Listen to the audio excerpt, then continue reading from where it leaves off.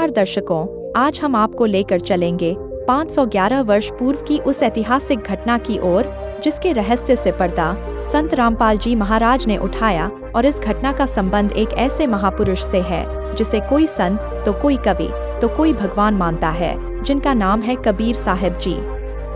जी हाँ दर्शकों, कबीर साहिब को कोई संत तो कोई कवि तो कोई भगवान मानता है, लेकिन दर्शकों संत रामपाल जी महाराज ने इस ऐतिहासिक घटना का रहस्य जिन साक्ष्यों के साथ दिया है, जिसे जानने के बाद आप स्वयं इस निर्णय तक पहुंच जाएंगे कि वास्तव में कबीर जी कौन थे। तो इस रहस्य को जानने के लिए देखिए यह पूरा वीडियो।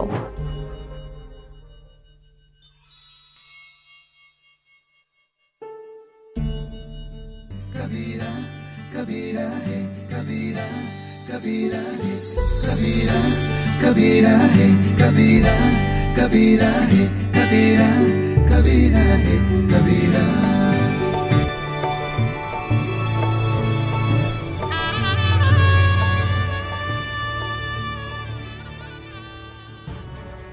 पूर्ण परमात्मा सर्वश्रेष्ठी रचनहार कबीर देव प्रत्येक युग में इस धरा पर अवतरित होते हैं और एक आम जन साधारण की तरह लीला करते हुए अपने वास्तविक घर यानी सतलोक की जानकारी भक्त समाज को देते हैं।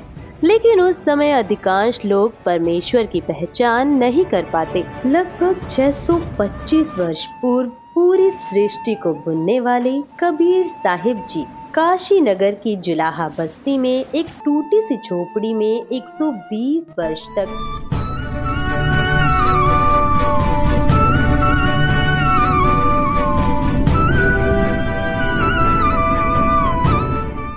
कपड़ा बुनने की लीला करते हुए अपने तत्व ज्ञान और सतलोक की महिमा का गुणगान किया करते।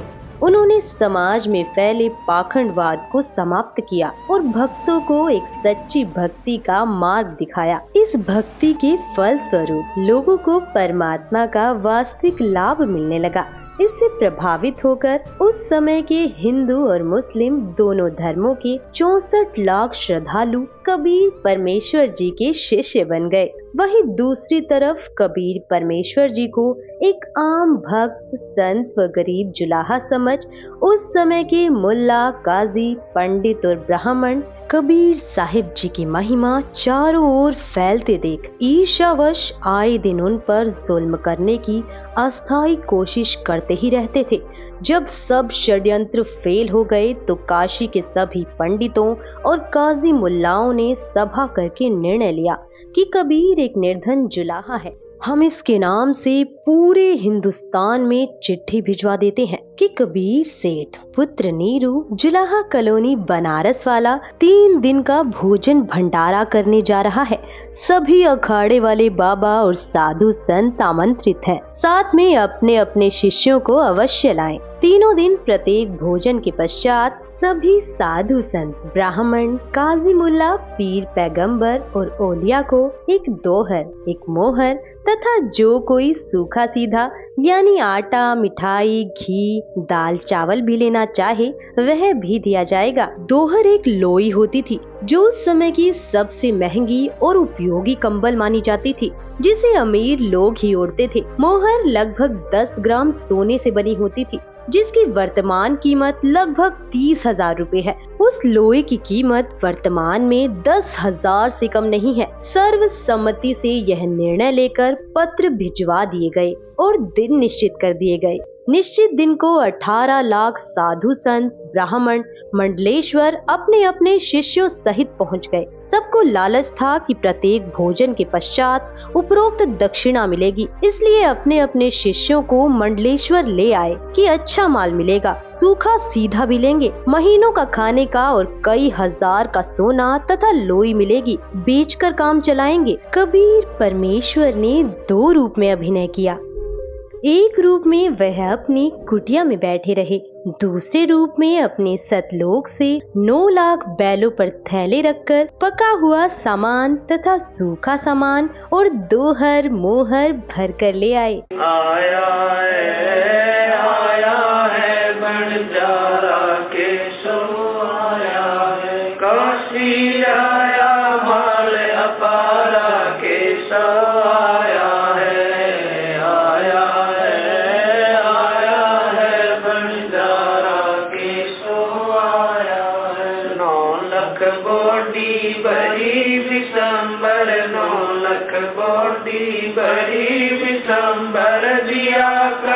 भंडारा केशव आया है, आया है बंजारा केशव आया है। धरती ऊपर तंबू ताने, धरती ऊपर तंबू ताने, चौपड़ के बजारा केशव आया है, आया है बंजारा केशव आया है। कौन देश से बालद आई, कौन देश से बालद आई, ना कहीं बजाने वाला केशव आया है, आया है बंजारा केशव आया है। अपरम पार पार गत तेरी, अपरम पार पार गत तेरी, कित उतरी जलधारा केशव आया है, आया है बंजारा केशव आया है। साहूकार नहीं कोई जाके, साहूकार नहीं कोई जाके, काशी नगर मजारा केशव आया है, आया है बंजारा केशव आया है। दास गरीब कलप से उतरे, दास गरीब कलप से उतरे, जिया पे अलग कर तारा केशव आया है, आया है बंजारा केशव आया है। दास गरीब कलप से उतरे, दास गरीब कलप से उतरे, जिया पे अलग कर तारा केशव आया है, आया है बंजारा केशव आया है। काशी के बाजार में टेंट लगाकर सारा सामान टेंटों में रख दिया और कुछ सेवक भी सतलोक से साथ आए थे जो सभी व्यवस्थाएं संभाल रहे थे। भंडारा शुरू कर दिया गया। 3 दिन तक चिट्ठी में लिखे अनुसार सभी दक्षिणा दी गई। उस समय भोजन भंडारे में दिल्ली का राजा सिकंदर लोधी भी आया था और उसका निजी पीर शेख तकी भी आया था। शेख तकी उपरोक्त षड्यंत्र का मुख्य सदस्य था। उसने सिकंदर लोधी को भी पत्र भिजवाया। वह चाहता था कि किसी तरह सिकंदर लोधी के दिल से कबीर जी उतर जाएं और मेरी महिमा बढ़े। उस शेख का अनुमान था कि अब की बार कबीर काशी से भाग जाएगा और भंडारे में पहुँचे साधु कबीर को गालियां दे रहे होंगे। राजा भी कबीर जी का प्रशंसक नहीं रहेगा। परंतु जब वे भंडारे के स्थान पर पहुँचे तो देखा कि लंगर चल रहा है और सभी दक्षिणा दी जा रही है। सभी साधु और अन्य व्यक्ति भोजन खाकर दक्षिणा लेकर कबीर सेठ की जय जयकार कर रहे हैं। बादशाह सिकंदर लोधी ने पता किया कि भंडारा करने वाला कहाँ है। बताया गया कि वह सामने वाले बड़े तंबू में है। राजा और शेख तकी उस तंबू में गए और पहले अपना परिचय दिया, फिर उसका परिचय पूछा। तंबू में बैठे सेठ ने परिचय बताया कि मेरा नाम केशव है, मैं बंजारा हूँ। कबीर जी मेरे मित्र हैं। उनका मेरे पास संदेश गया था कि एक छोटा सा भंडारा करना है, कुछ सामान लेकर आना। मेरा भी निमंत्रण भेजा था। राजा सिकंदर लोधी ने पूछा कि कबीर जी क्यों नहीं आए? केशव रूपधारी परमेश्वर ने कहा, मैं जो बैठा हूँ उनका नौकर हूँ, वे मालिक हैं। इच्छा होगी तब आएंगे। उनकी कृपा और आदेश से सब ठीक चल रहा है। आप भी भोजन करें। राजा ने कहा, पहले उस सुभान अल्लाह के दर्शन करूँगा, बाद में भोजन करूँगा। यह कहकर हाथी पर बैठकर राजा सिकंदर कबीर जी की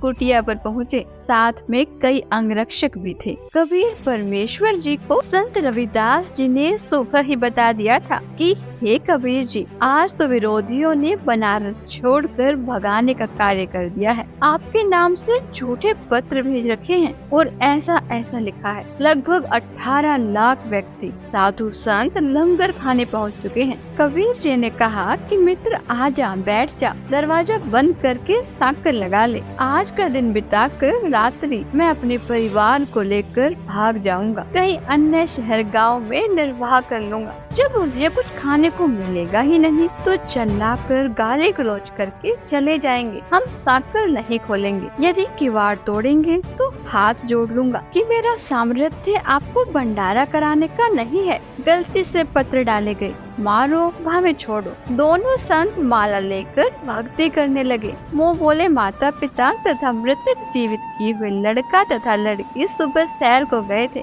इतने में दिल्ली के बादशाह सिकंदर लोधी ने दरवाजा खटखटाया। संत रविदास जी ने कहा, प्रभु लगता है कि अतिथि यहाँ पर भी पहुँच गए हैं। कबीर जी ने कहा, देख सुराग से बच्चे तो नहीं आ गए हैं। रविदास जी ने देखकर बताया कि नहीं, कोई और ही है। 2-3 बार दरवाजा खटखटाकर राजा सिकंदर लोधी ने अपना परिचय देकर बताया कि आपका दास सिकंदर आया है, आपके दर्शन करना चाहता हूँ। परमेश्वर कबीर जी ने कहा, राजन आज दरवाजा नहीं खोलूंगा, मेरे नाम से झूठी चिट्ठियाँ भेज रखी हैं। लाखों संत भक्त पहुँच चुके हैं। रात्रि होते ही मैं अपने परिवार को लेकर कहीं दूर चला जाऊंगा। सिकंदर लोधी ने कहा, परवरदिगार आप मुझे नहीं बहका सकते, मैं आपको निकट से जान चुका हूँ। आप एक बार दरवाजा खोलो, मैं आपके दर्शन करके ही जलपान करूँगा। परमेश्वर की आज्ञा से रविदास जी ने दरवाजा खोला तो सिकंदर लोधी मुकुट पहने पहने ही चरणों में लौट गया और बताया कि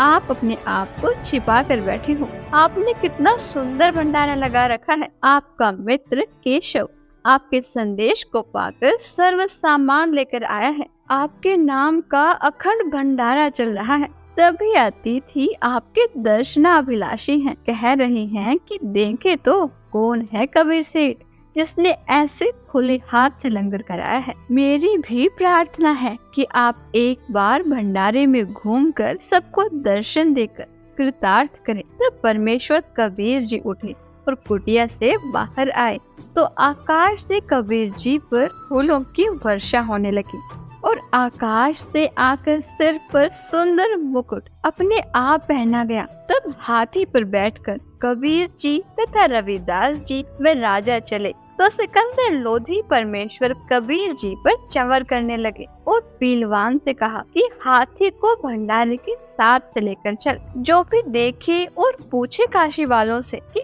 कबीर सेठ कौन सा है, उत्तर मिले कि जिसके सिर पर मोर पंख वाला मुकुट है यह है कबीर सेठ, जिस पर सिकंदर लोधी दिल्ली के बादशाह चंवर कर रहे हैं। सभी एक स्वर में जय बोल रहे थे, जय हो कबीर सेठ की। जैसा लिखा था वैसा ही भंडारा कराया है। ऐसी व्यवस्था कहीं देखी न सुनी। भोजन खाने का स्थान बहुत लंबा चौड़ा था। उसमें घूमकर फिर वहाँ पर आए जहाँ पर केशव टेंट में बैठा था। हाथी से उतरकर कबीर जी तंबू में पहुँचे तो अपने आप एक सुंदर पलंग आ गया। उसके ऊपर एक गद्दा बिछ गया, ऊपर गलीचे बिछ गए जिसके झालरों में हीरे पन्ने लाल लगे थे। टेंट को ऊपर कर दिया गया जो 2 तरफ से बंद था।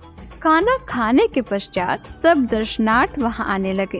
तब परमेश्वर कबीर जी ने उन परमात्मा के लिए घर त्याग कर आश्रमों में रहने वालों तथा अन्य गृहस्थ व्यक्तियों और ब्राह्मणों को आपस में अर्थात केशव तथा कबीर जी ने आध्यात्मिक प्रश्न उत्तर करके सत्य ज्ञान समझाया।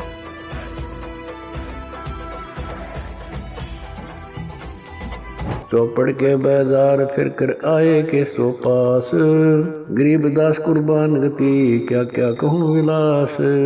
पाट पटम्बर बस गए ऊपर हीरे लाल, गरीबदास साहेब धनी डाये मुक्ता माल। केसो और कबीर का तंबू माई मिलाप, गरीबदास 8 पैर लग गोष्ठी निजगर गाप। केसो कहत कबीर से पूछत बाता दीन, गरीबदास क्यों उतरे ऐसे मुल्क मलीन। 100 योजन पर लगत है या दुनिया की गंद, गरीबदास केसो कहे हाड चाम का फंद। सुन कबीर सुर वेद हूँ कैसो कष्ट करंत, गरीबदास गंदे मनुष्य मेला आन भरंत। विष्टा जिनके देह में मगन फिरे दिन रात, गरीबदास कैसो कह जिन सिर यम की घात। सुन कबीर मन भावने तुम्हारी बात अगाध, गरीबदास कैसो कह तुमसे तुम ही साध। धन कबीर कुर्बान जा ऐसी रहनी तुम्हार, गरीबदास के सो कह छोड़िए गंदा संसार। नरक भरे तिस उदर है रुदर भरी सब देह, गरीबदास के सो कह या मनुष्य मुखे है। राम नाम कैसे फूर नरक नगीन शरीर, गरीबदास के सो कह विलंबे कहाँ कबीर। दम बिंदे ही सही नहीं जमी आसमान, गरीबदास के सो कह जहाँ रहन स्थान। हीरे पीले मोती जहाँ हीरे बदन सफेद, गरीबदास के सो कह सुनो देश का भेद। लाल श्याम जहाँ रतन है नहीं भौतिक आकार, गरीबदास के सो कह चल कबीर परिवार। सुन के सो अब वंदना कह कबीर संदेश, गरीबदास लोक में है हमारा परवेश। आड चाम की देही में दूध रतन सरवंत, गरीबदास घट पिंड में ऐसे है भगवंत। तन दूधी को पाड़ कर जय कोई देखे दूध, गरीबदास उस पिंड में आड चाम और गूद। हमरे ही हुनियारे है अमरा सर्जनहार, गरीबदास विधि भेद सुन खुला मुक्ति द्वार। युग 70 हम ज्ञान दिया जीवन समझा एक, गरीबदास घर घर फिरे दरे कबीरा भेख। 70 युग सेवन किए किन न बुझी बात, गरीबदास न समझात हूँ मोहे लगावे लात।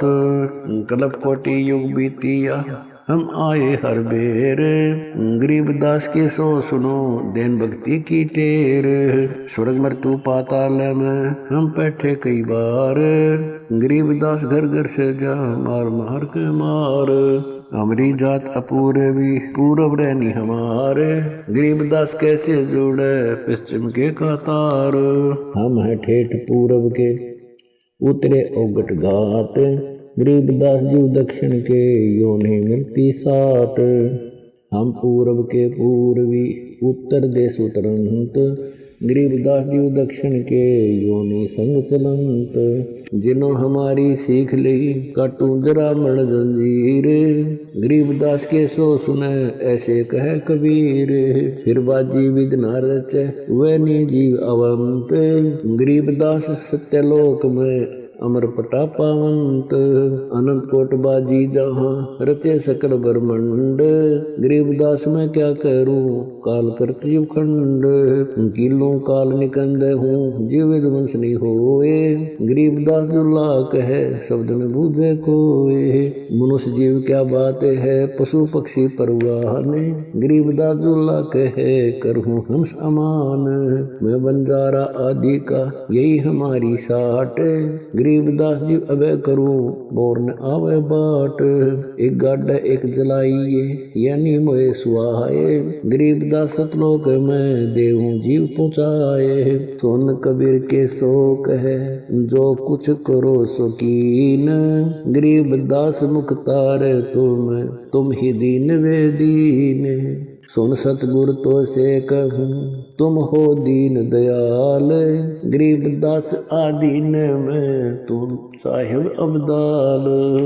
अनंत कोटि ब्रह्मांड को तारत लगे नेवार, गरीबदास के सो कहे तुम ही दारमदार। तुम ही दारमदार हो यहाँ कल्प नहीं इंच, गरीबदास के सो कहे सब तुमरे ही परपंच। के सो चले सौदाम को 9 लाख बोली लीन, गरीबदास बंधन किया बाजत है सुरबीन। के सो और कबीर जित मिलत बेता एक, दास गरीब कबीर हरि धरते नाना भेख। बंजारे और बैल सब लाए थे भरमाल, गरीबदास सतलोक को चले गए तत्काल। आवत जाते ना लखे कौन नाम प्रकाश, गरीबदास बूझ है कहाँ गए हरिदास। हरि में हरि के दास है दासन के हरि पास, गरीबदास पद अगम गति सात की उदास। चलो सिकंदर बादशाह क्यों व्यर्था भक्त कमाए, गरीबदास उस पीर के तन मन लगी भाए।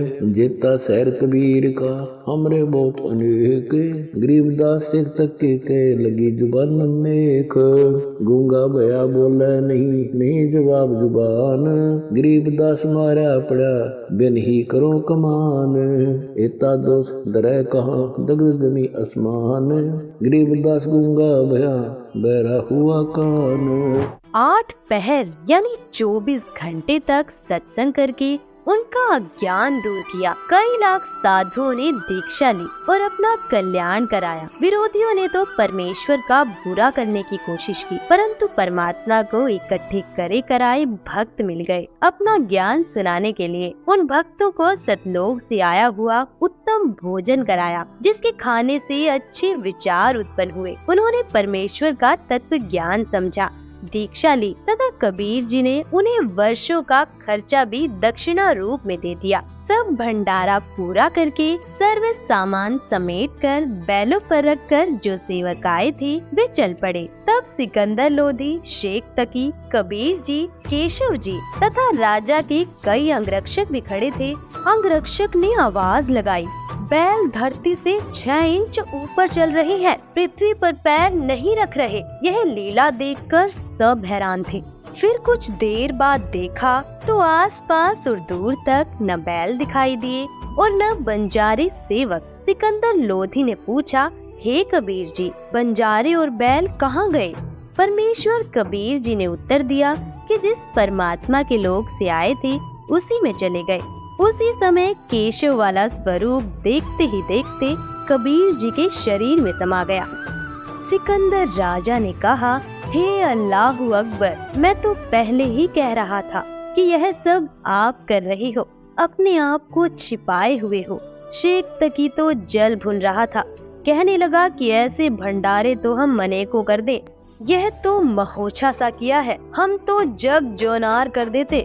महोछा कहते हैं वह धर्म अनुष्ठान जो किसी पुरोहित द्वारा पितृदोष मिटाने के लिए थोपा गया हो। उसमें व्यक्ति बताए गए नग मन मारकर सस्ती कीमत के लाकर पूरे करता है, हाथ सिकोड़ कर लंगर लगाता है, जिसके घर कई वर्षों के बाद संतान उत्पन्न होती है तो दिल खोल कर खर्च करता है, भंडारा करता है तो खुले हाथों से। संत गरीबदास जी ने उस भंडारे के विषय में जिसकी जैसी विचारधारा थी यह बताई। गरीब कोई कहे जग जो नार करी है, कोई कहे महोछा, बड़े बड़ाई करया करें गाड़ी काटे ओछा। भावार्थ है कि जो भले पुरुष थे वे तो बड़ाई कर रहे थे कि जग जो नार करी है, जो विरोधी थे वो ईर्ष्यावश कह रहे थे कि क्या खाक भंडारा किया है, यह तो महोछा सा किया है। जब शेख तकी ने ये वचन कहे तो वह गूंगा तथा बहरा हो गया और शेष जीवन पशु की तरह जिया। अन्य के लिए उदाहरण बना कि अपनी ताकत का दुरुपयोग करना अपराध होता है और उसका भयंकर फल भोगना पड़ता है। दर्शकों, अभी आपने देखा कि पूर्ण परमात्मा कबीर जी ने अपनी समर्थता का परिचय देते हुए 3 दिन तक 18 लाख साधु संतों को केशव बंजारा रूप में सतलोक से आकर भंडारा कराया था। और ऐसे ही दिव्य भंडारे को वर्तमान समय में संत रामपाल जी महाराज द्वारा 10 से अधिक सतलोक आश्रमों में साल में 6 बार करवाए जाते हैं, जिसमें पूरे विश्व को आमंत्रित किया जाता है, जिससे यह सिद्ध होता है कि समर्थ पूर्ण परमात्मा कबीर जी ही वर्तमान समय में संत रामपाल जी महाराज के रूप में इस धरा में मौजूद हैं, क्योंकि समर्थ कबीर परमात्मा के बिना पूरे विश्व को भंडारा कराना संभव नहीं है। दर्शकों, इस वीडियो में आपने कबीर साहिब की 18 लाख साधु संतों को दिव्य भंडारा कराने की एकमात्र लीला के विषय में जाना, लेकिन कबीर परमात्मा ने आज से लगभग 600 वर्ष पूर्व ऐसी अनेक लीलाएं की थीं। कबीर साहिब की संपूर्ण लीलाओं की विस्तृत जानकारी जानने के लिए संत रामपाल जी महाराज के मंगल प्रवचनों को प्रतिदिन देखिए संत रामपाल जी महाराज YouTube चैनल पर।